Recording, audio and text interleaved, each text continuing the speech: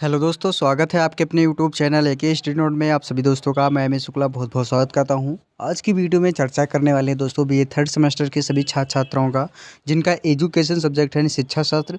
और शिक्षा शास्त्र में हम आपके कुछ नए महत्वपूर्ण प्रश्नों के साथ उपस्थित हुए हैं, जो आपके यानी कि अतले उत्तरीय प्रश्न से संबंधित होते हैं, यानी सेक्शन ए से संबंधित होता है। वो सारे प्रश्न आज आपके लिए रिवीजन क्लास में हम आपके बीच में लेके आए हैं। दोस्तों फटाफट अगर चैनल में नए हैं तो ज़रूर चैनल को लाइक कर दीजिए, सब्सक्राइब कर दीजिए, प्लस में बेल आइकन दबा दीजिए। आने वाले वीडियो का नोटिफिकेशन आप लोगों तक बिल्कुल मिलता रहे दोस्तों। जी हाँ, अगर चैनल में अगर आप नए हैं तो ज़रूर एक दूसरे को वीडियो को भी शेयर भी कर दे रहे दोस्तों।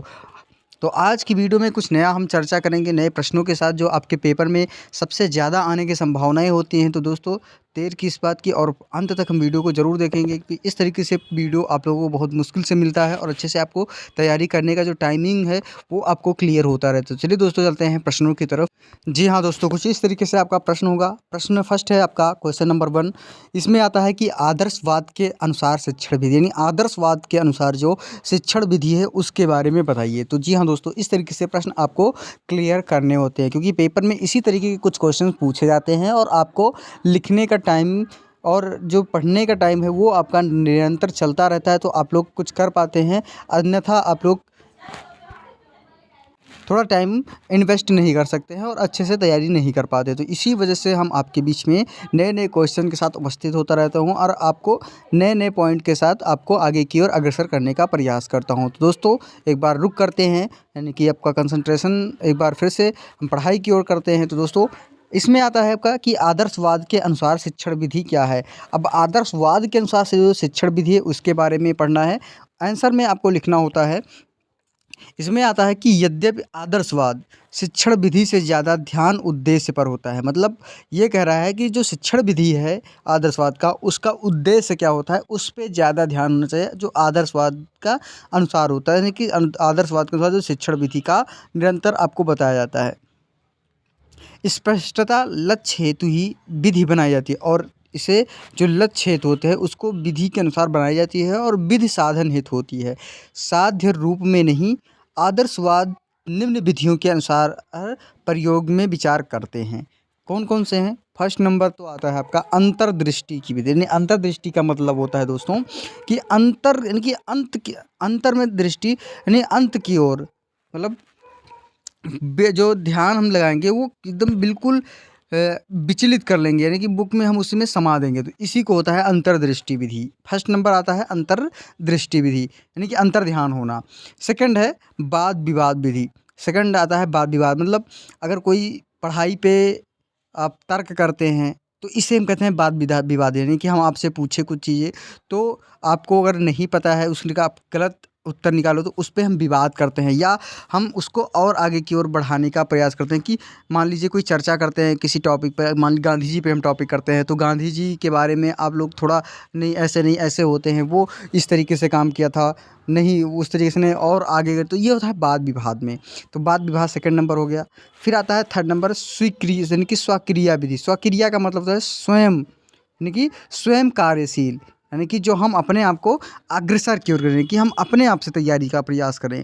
फिर आता है व्याख्यान विधि।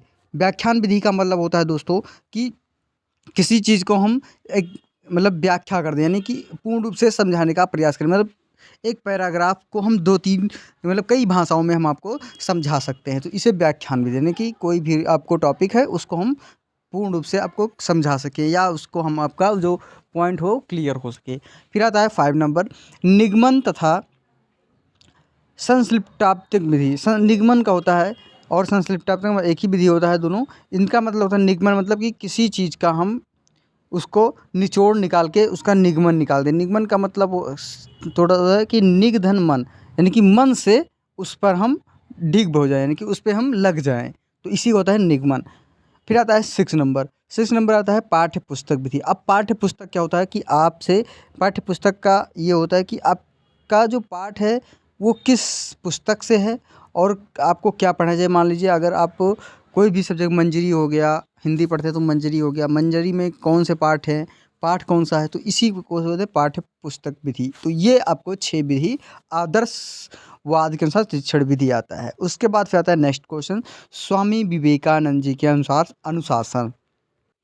अब स्वामी विवेकानंद जी के अनुसार जो अनुशासन बताया गया है, इनके अनुसार क्या अनुशासन है, इन्होंने बताया है अपना, यानी इनके अनुसार जो बताई गई है, स्वामी विवेकानंद जी कठोर अनुशासन के समर्थक थे। यानी कि वो क्या करते थे, कठोर, उनको छोटा, यानी कि जो निम्न प्रकार का अनुशासन है उनको वो समझ जाते हैं कि सरल वाले, वो कठोर की तरफ भागते थे, सरल की तरफ वो कभी गए ही नहीं।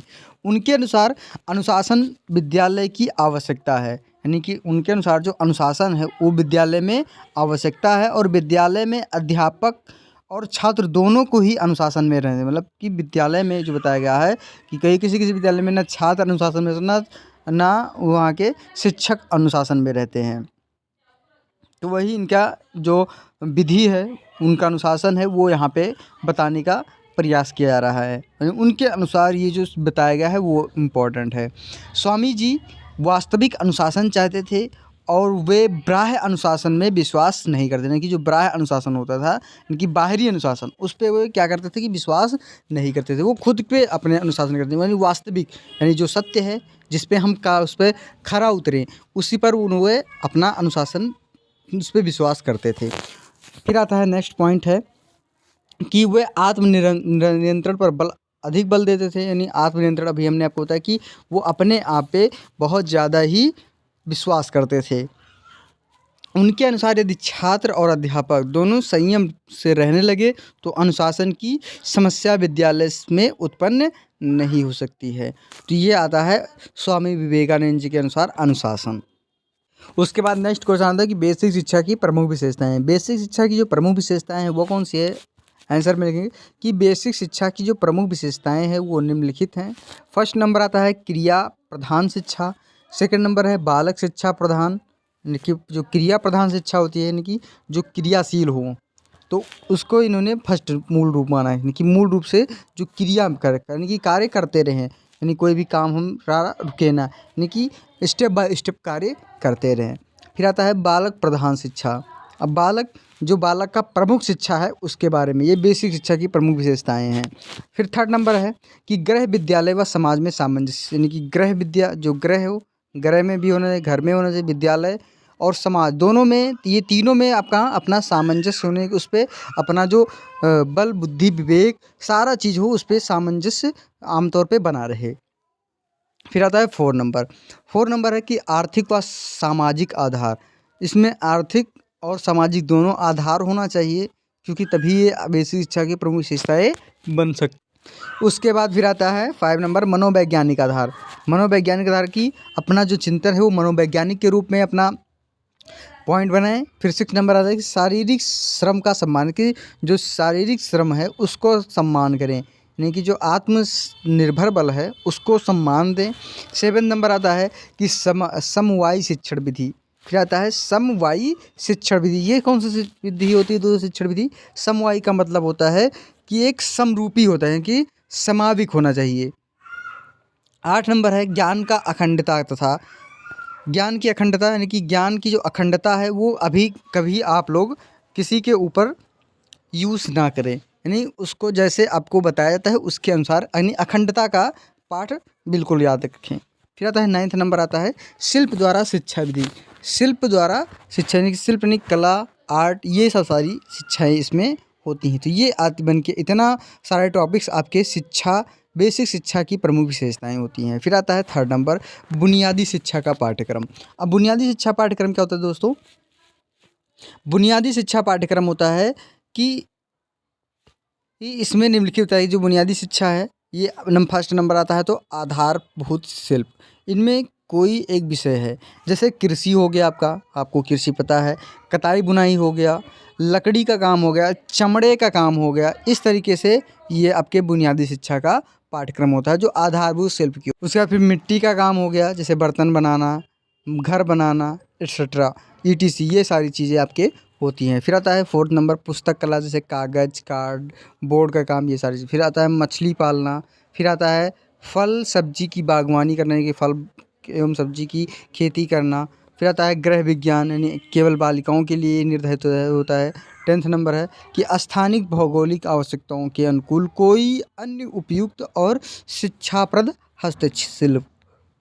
उसके बाद फिर आता है बंद स्तरीकरण से आप क्या समझते हैं। अब बंद स्तरीकरण क्या होता है दोस्तों, वो आपको यहाँ पे परिभाषा के रूप में और इसके उदाहरण के रूप में बताएंगे। इसमें आता है बंद स्तरीकरण क्या होता है कि सामाजिक स्तरीकरण के रूप में समाज ऐसे स्तरित समूह में बटा होता है जो पूरी तरह से बंद होता है, और यानी कि अर्थात व्यक्ति के स्तर समूह का निर्धारण या आनुवंशिकता के आधार पर होता है, जिसे व्यक्ति या समूह आजीवन बदल नहीं सकता है। चूँकि बंद स्तरीकरण वाले समूह की सदस्यता जन्मजात होती है और इस कारण व्यक्ति एक समूह को छोड़कर दूसरे समूह की सदस्यता ग्रहण नहीं कर सकता। तो ये होता है बंद स्तरीकरण के बारे में।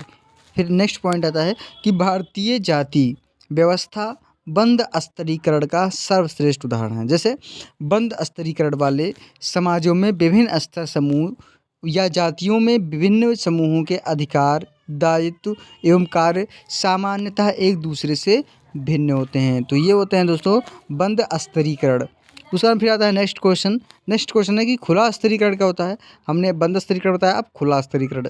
खुला स्तरीकरण क्या होता है दोस्तों कि खुले स्तरीकरण वाले समाजों में विभिन्न स्तर समूहों की सदस्यता का जो आधार है वो जन्म से या आनुवंशिकता ना होकर व्यक्ति के गुण, योग्यता एवं उपलब्धियां होती हैं, उसमें ये दोनों चीज़ें नहीं होती हैं यानी कि बंद स्तरीकरण में।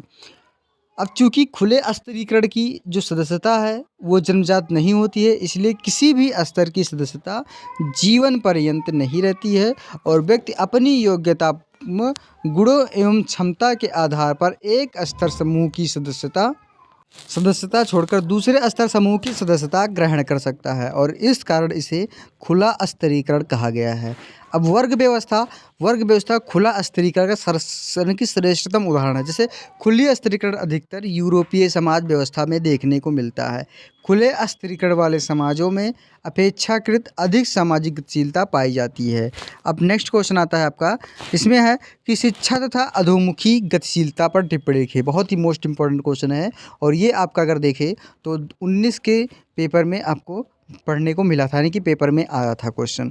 अब ये आता है कि शिक्षा एक अधोमुखी गतिशीलता पर टिप्पणी लिखिए। इसमें है लिखना होगा कि ऊपरीमुखी गतिशीलता छात्र तथा अध्यापक दोनों की दृष्टि में सामाजिक गतिशीलता का एक प्रमुख साधन है, परंतु शिक्षा तथा उपयुक्त ज्ञान के अभाव में अधोमुखी गतिशीलता विकसित होती है। जो व्यक्ति अशिक्षित अथवा कम शिक्षा प्राप्त होते हैं उन्हें हम समाज में उच्च स्तर प्राप्त करने के अवसरों का लाभ नहीं मिलता है, अतः उनकी गतिशीलता नीचे की ओर चलती है, यानी कि जो उनकी एक्टिविटी है वो क्या होती है, नीचे की ओर, ऊपर की ओर ना चल के नीचे की ओर चलती है। और कभी कभी क्या होता है कि मध्यम वर्गीय परिवार का छात्र शिक्षा के अपेक्षित स्तर पर पहुंचकर समाज के उच्च पद को प्राप्त कर लेता है और उनकी गतिशीलता ऊपरमुखी बन जाती है, यानी कि क्या होती है, ऊपरमुखी, यानी कि जो उनकी नीचे की ओर गतिशीलता है वो अभी ऊपर की ओर गतिशीलता कर जाती है। तो ये होता है शिक्षा का अधोमुखी गतिशीलता। जैसे मान लो आप पढ़ते हैं, आप मीडियम परिवार के हैं, कि आप मीडियम परिवार के लोग के हैं और आपको पढ़ने के लिए कम पैसे मिलते हैं, तो आप क्या करते हैं कि अब किसी न किसी प्रकार से आप आगे की ओर पढ़ना चाहते हैं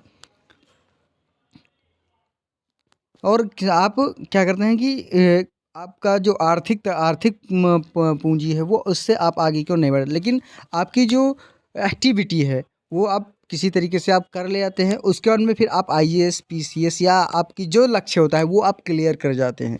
तो इसी के चलते इसे कहते हैं हम शिक्षा का अधोमुखी गतिशीलता। अब ये ऊपर की ओर, और कुछ छात्र क्या करते हैं कि आप ग्रेजुएट हो जाते हैं, पोस्ट ग्रेजुएट, उसके बाद में फिर आप सोचते हैं कि मैं आईएएस पीसीएस कर लूँ। आप पीसीएस का एक बार फॉर्म डालते हैं किसी भी तरीके से और आपका फर्स्ट अटैम्प्ट नहीं होता है, तो आपकी जो मन हो टूट जाता है, फिर आप क्या करते हैं कि नीचे की ओर चलने लगते हैं। आपका मन टूटने के बाद में आप क्या करते हैं कि आप दूसरे तरीके से पॉइंट आप लोग करने स्टार्ट कर देते हैं। तो ये होता है आपका अधोमुखी गतिशीलता।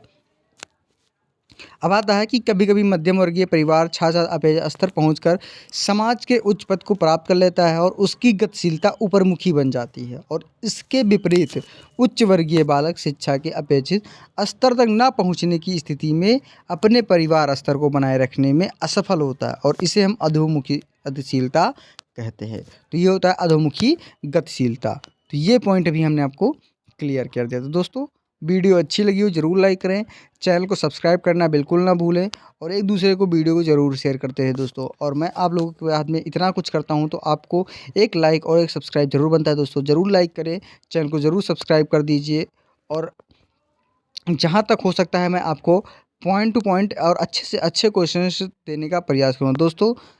अगर आपको आपको कोई भी परेशानी आ रही है, कोई भी आपको प्रॉब्लम आ रहा है तो ज़रूर हमें कमेंट बॉक्स में कमेंट करके ज़रूर बता सकते हैं दोस्तों। और इसी के साथ अगली वीडियो में हम आपके साथ उपस्थित होंगे। धन्यवाद दोस्तों।